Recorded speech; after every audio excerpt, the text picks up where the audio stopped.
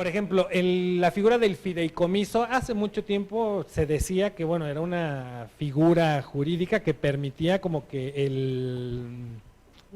pues la protección de la identidad de las personas, ¿no? Y hasta se llegaba a comentar que para efectos fiscales, bueno, el fideicomiso era una figura buena porque no se podía, la autoridad fiscal como que no se podía meter a revisar el fideicomiso o a afectar los bienes que estaban en el fideicomiso, ¿no? Bueno, ahora las cosas actualmente, de acuerdo a lo que dicen las leyes, el fideicomiso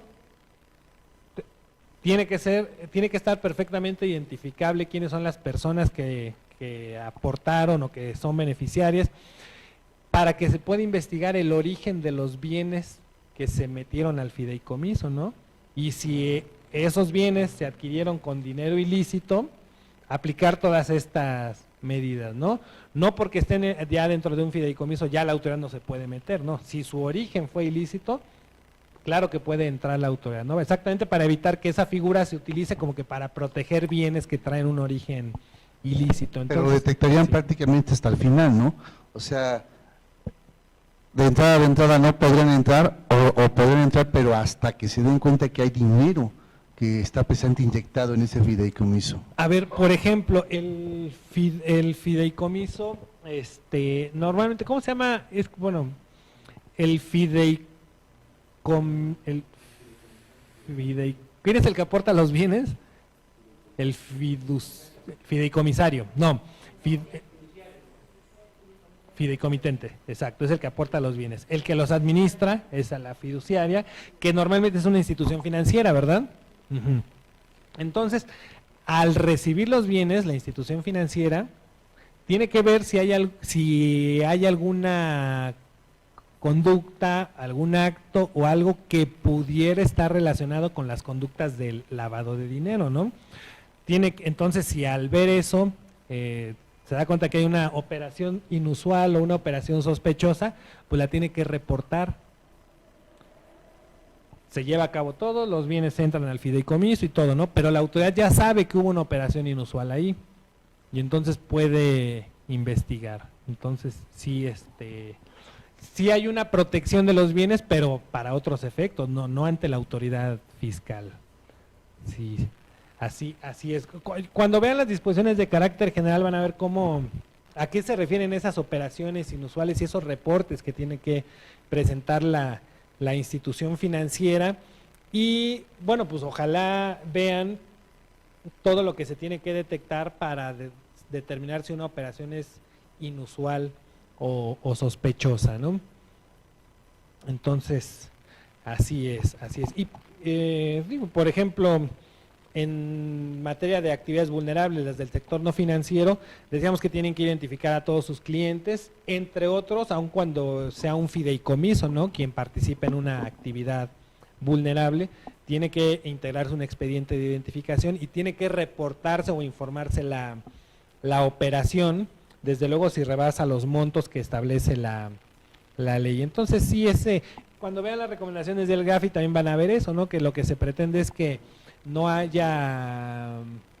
se oculte la identidad de las personas a través de figuras jurídicas como personas morales o como fideicomisos. Entonces sí, cada vez se va ampliando más la vigilancia de la autoridad fiscal.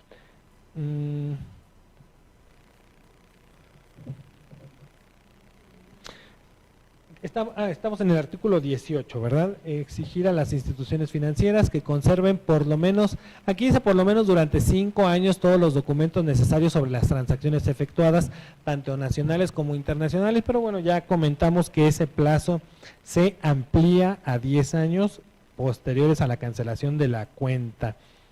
Desde luego, si no hay una cuenta, porque nada más fue algún movimiento financiero en el que no era necesario abrir una cuenta, será 10 años a partir de que se realizó esa operación.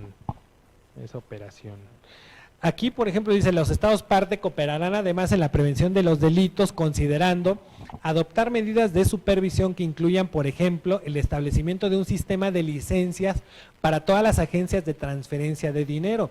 Y hoy lo vemos, hoy ya están regulados los transmisores de dinero, también como instituciones financieras tienen que cumplir con estas obligaciones de prevención de lavado de dinero. Aplicar medidas viables a fin de descubrir o vigilar el transporte transfronterizo físico de dinero en efectivo e instrumentos negociables al portador. Lo cierto es que actualmente toda salida de dinero en efectivo, en documento o lo que sea del país o entrada, si es superior al equivalente a $10,000 americanos, tiene que ser informada. Si tú vas a cruzar la frontera y llevas dinero en efectivo o un cheque con un valor igual equivalente a $10,000 o más, tienes que informarlo, ¿no? Si lo informas, bueno, la autoridad estará enterada, podrás pasar, pero bueno, estará enterada para que te pueda después investigar o cuestionar, ¿no? Pero en el momento pasas. Si no lo haces, si no lo informas y te cachan, te van a decir, oye, a ver, ¿qué pasó? Llevas este cheque o llevas esta cantidad en efectivo y no la declaraste, ¿no? En ese momento te la aseguran y se iniciará un procedimiento y en lo que se resuelve, pues el dinero ya estará asegurado. Si al final no demuestras la legítima procedencia de ese dinero, pues entonces te lo decomisarán, ¿no? Y hay que tener cuidado porque esto aplica no nada más a si tú estás transportando el dinero. Si, porque he visto casos así, ¿no? Se envía un cheque al extranjero, ¿no? Hay el caso de una persona que tiene una cuenta en Inglaterra, en el Reino Unido, y desde acá envía un cheque por correo, por mensajería. Entonces envía el cheque y resulta que la empresa de mensajería pues está obligada a ver qué es lo que se está enviando, ¿no? Entonces ven que en el sobre va un documento, lo analizan, es un cheque, informan a la autoridad o la autoridad lo descubre, le pregunta a la empresa y dice, no, pues a mí no me declararon que era un cheque con un valor de $30,000, ¿no? Entonces, como no se informó, como no se declaró, se asegura ese documento y pues se inicia la investigación, ¿no? Si la persona no lo demuestra, pues entonces ya se decomisa ese documento. Bien, todo eso es pues en atención a todas estas medidas que desde hace varios años han sido promovidas por la comunidad internacional. Los estados reforzarán su cooperación en la prevención de los delitos enunciados en el artículo 2 mediante el intercambio de información precisa y corroborada. Bien, creo que de este documento también ya es lo más importante que tenemos que ver. Entonces ya vimos las 4 convenciones, un convenio que dan sustento, que dan origen al régimen de prevención de lavado de dinero. Tenemos en el 88 la Convención de Viena, en el 99 el Convenio para la represión de la financiación del terrorismo, en el 2000 la Convención de Palermo, en el 2002 la Convención Interamericana contra el Terrorismo y en 2003 la Convención contra la Corrupción. Bueno.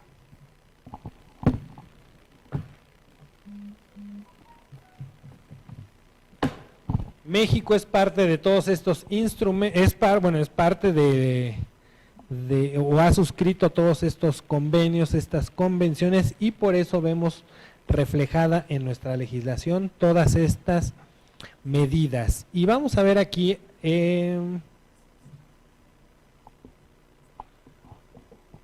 artículos de diversas leyes que tienen que ver con esto. A ver, voy a borrar. Decíamos, cuando pusimos lo de las fechas y eso, decíamos que en 2004 nace en México el régimen de prevención de lavado de dinero.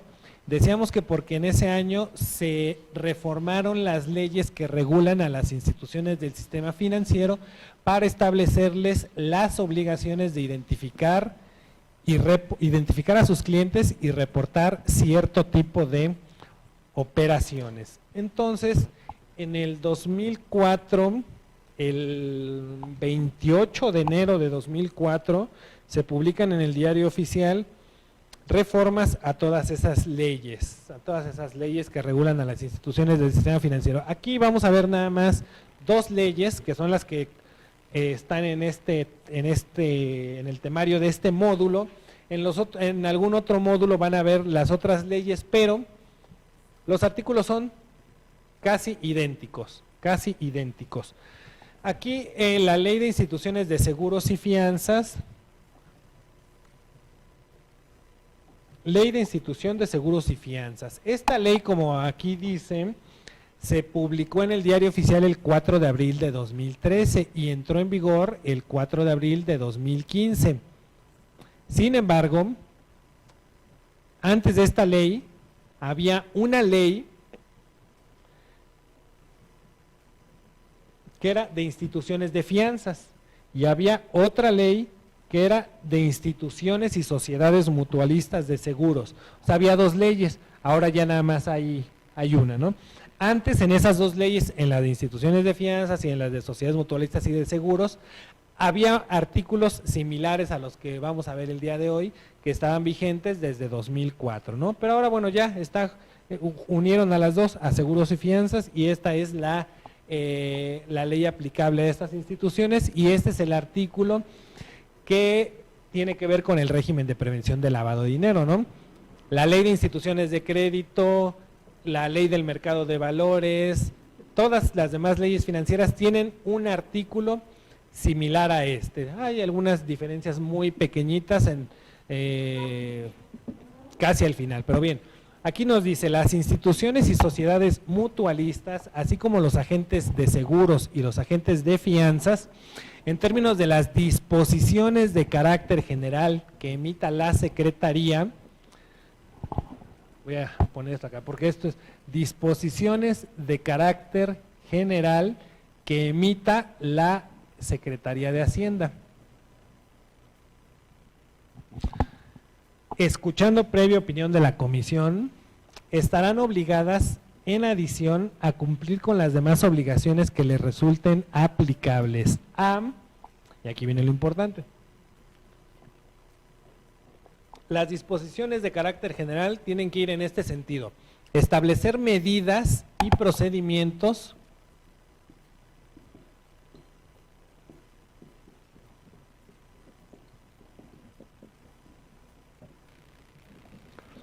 para prevenir y detectar actos, omisiones y operaciones que pudieran favorecer, prestar ayuda, auxilio o cooperación de cualquier especie para la comisión de los delitos previstos en el artículo 139 o 148 bis del Código Penal Federal, o que pudieran ubicarse en los supuestos del artículo 400 bis del mismo código. Entonces, medidas y procedimientos que tienen que ver con el financiamiento al terrorismo y con el lavado de dinero. Del financiamiento al terrorismo dice conductas que pudieran favorecer, prestar ayuda,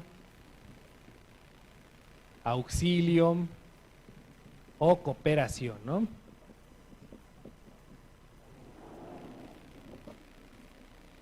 Y respecto del lavado de dinero, dice conductas que pudieran ubicarse en los supuestos de lavado de dinero.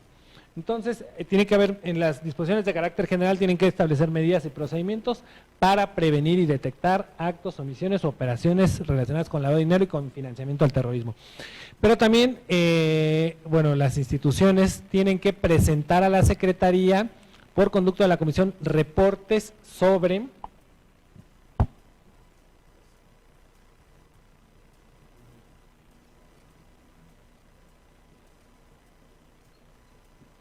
aquí nada más antes de pasar, bueno, para prevenir y detectar esto, desde luego tienen que identificar al cliente, ¿no? Identificar y conocer al cliente no es lo mismo. Identificar es obtener documentos de identificación, identificación oficial, comprobante de domicilio, etcétera. Conocer al cliente significa saber a qué se dedica, por qué está realizando esa operación, etcétera, de dónde viene el recurso, quiénes son sus familiares para ver si es persona políticamente expuesta, etcétera. Bueno, y por otro lado hay que presentar a la Secretaría reportes sobre actos, operaciones y servicios que realicen con sus clientes o usuarios que pudieran estar relacionados con financiamiento al terrorismo o con lavado de dinero. Y todo acto, operación o servicio que pudiesen ubicarse en el supuesto previsto en la fracción 1 de este artículo o que en su caso pudiesen contravenir o vulnerar la adecuada aplicación de las disposiciones señaladas en la misma, que realice o en el que intervenga algún miembro del Consejo de Administración, directivo, funcionarios, empleados o apoderados. Los reportes pueden ser de varios tipos. Aquí nada más vamos a mencionar 3 porque después los van a ver con más detalle, ¿no? Son los reportes de operaciones inusuales, los reportes de operaciones relevantes y los reportes de operaciones preocupantes. Hay algunos que tienen que ver con transferencias de dólares y eso, ¿no? Pero ahorita vamos a centrarnos en estos. Los de operaciones inusuales son aquellos en donde no hay una justificación de por qué se está realizando esa operación. Puede ser tan sencillo como porque la persona no está inscrita en el RFC y vemos que está depositando cantidades recurrentes y en montos importantes, ¿no? Ahí es algo inusual, uno no se justifica, ¿verdad? Una operación relevante es aquella que es en una cantidad equivalente, igual o superior al equivalente a $10,000 estadounidenses, ¿no? En efectivo, en una cantidad igual o superior al equivalente a $10,000. O sea que si llega una persona y realiza un depósito de más de 180,000 pesos en efectivo, esa es considerada una operación relevante, ¿no? O si realiza un retiro, ¿no? Voy y cobro un cheque que es un movimiento que tiene que ver efectivo porque me están dando efectivo, ¿no? Entonces esa es una operación relevante. Tiene que haber mecanismos para que, aunque la operación se fraccione, la institución pueda detectar que pues se fraccionó la operación, pero que al final es una operación relevante. ¿Cómo puede ser esto? Porque a lo mejor en cierto periodo de tiempo, bueno, como ya sé que si realizo la operación de más de 180,000 me van a reportar, digo, bueno, entonces la voy a dividir y hoy llevo 30,000 pesos, el martes llevo otros 30,000, el jueves llevo otros 30,000 y así, bueno, cuando se acumula la cantidad equivalente a los $10,000, se reporta como operación relevante, ¿no? Bien, entonces estas son las relevantes y las preocupantes son las que tienen que ver con los miembros del Consejo de Administración, los directivos, los funcionarios, los empleados o los apoderados, porque también ellos pueden estar lavando dinero o pueden estar financiando al terrorismo, ¿no? ¿Y cómo se realizan este tipo de reportes? Bueno, porque todos ellos tienen la obligación de vigilarse entre ellos. Nosotros, supongamos que aquí es una institución financiera, nos tenemos que vigilar para que veamos que todos vivimos de acuerdo al sueldo que ganamos, ¿no? De plano así. Así es, ¿no? Todos sabemos que en el banco, bueno, a lo mejor tú ganas más porque eres director, tú eres subdirector, bueno, yo como soy el cajero, pues gano un poquito menos, pero sabemos como cuánto ganamos más o menos, ¿no? Y de pronto vemos que cualquiera, ¿no? De pronto tiene un nivel de vida pues que no corresponde a lo que gana, ¿no? Entonces lo tenemos que observar entre todos y darnos cuenta, pues a lo mejor ¿sabes qué? Es que ya me di cuenta y resulta que 3 veces a la semana viene tal cliente de la institución y siempre pide pasar con él para que él autorice sus movimientos, ¿no? Entonces, pues yo creo que a eso se debe, algo raro debe de haber ahí, ¿no? Porque cuando viene ese cliente y no está él y le decimos que pase con otra persona, dice que mejor regresa después, ¿no? Entonces ahí hay algo que está pues un poco raro, ¿no? Entonces eso lo tenemos que reportar como operación preocupante.